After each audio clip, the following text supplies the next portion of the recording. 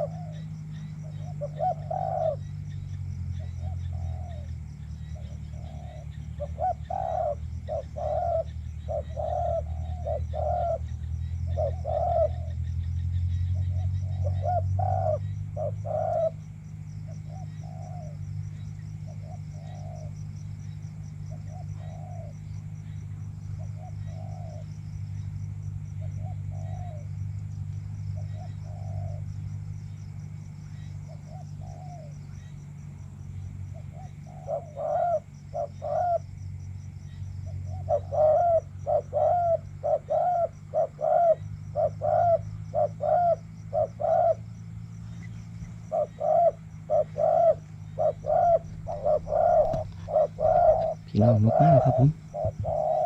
นกคาล้มอีกแล้วครับ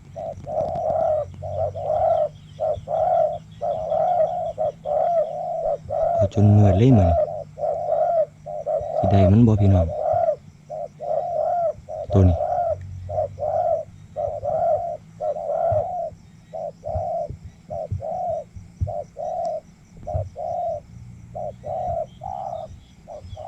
ลุ้นเบิ่งครับผมลุ้นเบิ่งครับ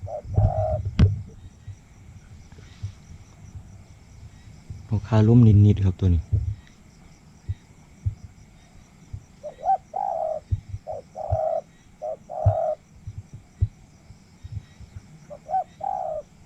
หม่องที่3ครับนี่หม่องนี้หม่องที่2วังหันนี่ตัวครับแต่ว่าไปเปิดเสียงนกเขาชาวบ้าครับเป็นไดพี่น้องมองผมเริ่มเบลอครับ โอ้สมพ่อผมถาบักโดนนกมันคือโบมาว่ะขี่รถไปหัวทางในเสียงนกเขาชาวบ้าสมพ่อนกเขาชาวบ้านไปบินวนเนาะพี่น้องว่าหั่นเอาตัวนี้เป็นยังไงพี่น้องรุ่นเบิ่งครับผมมืดเหรอ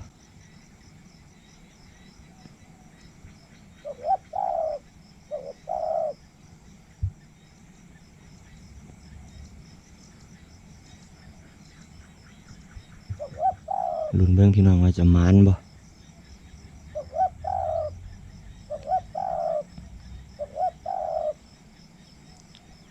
ของที่3ครับรุ่นเบิ่งนะพี่น้องเด้อ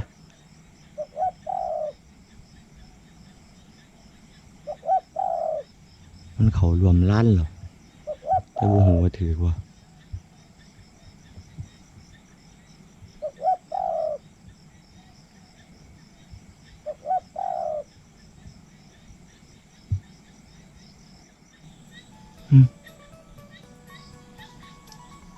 น่าจะบ่ถือครับผมนกปลาเทียงเหรอเฮ้ยมันเสียงลำโพงผมเลยโอ้เสียงลำโพง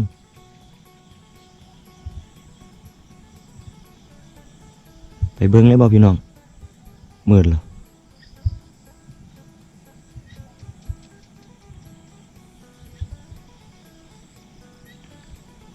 เอาไปรถพี่น้องมืดแล้วล่ะพ่อกลับเลยครับได้กันตัวบ่ได้ก็แล้วไปครับผมนี่จังใด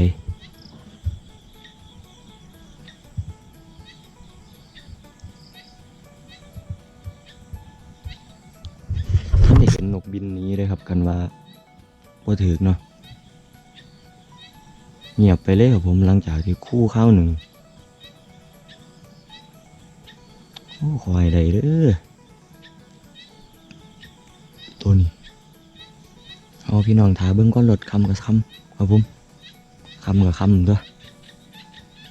หามันบ่ได้ถือเนาะเสียดาย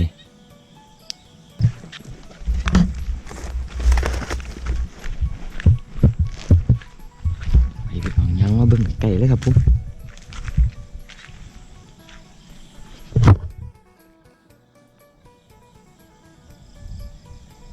มันหนีไปแล้วเฮ้ยยังไงคือบ่เห็นวันนี้ของคันวันนี้พี่น้องรุ่นเบิ่งพี่น้องยุ่งกับมาหรือเฮ้ยพี่น้องเรียบร้อยพี่น้องไปครับ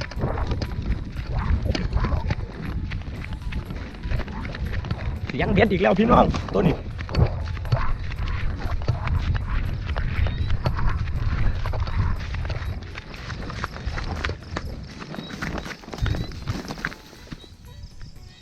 เอาจนคำอีกแล้วพี่น้องเอ้ยเบิ้งครับโอ้แจ๋วเบิ้งครับสุดยอดครับตัวนี้พาล้มนิดครับผมวายุว่ะเขามาแล้วเงียบนี่เรียบร้อยอีหลีเดี๋ยวพี่น้องปิดเสียงเข้านึงครับผม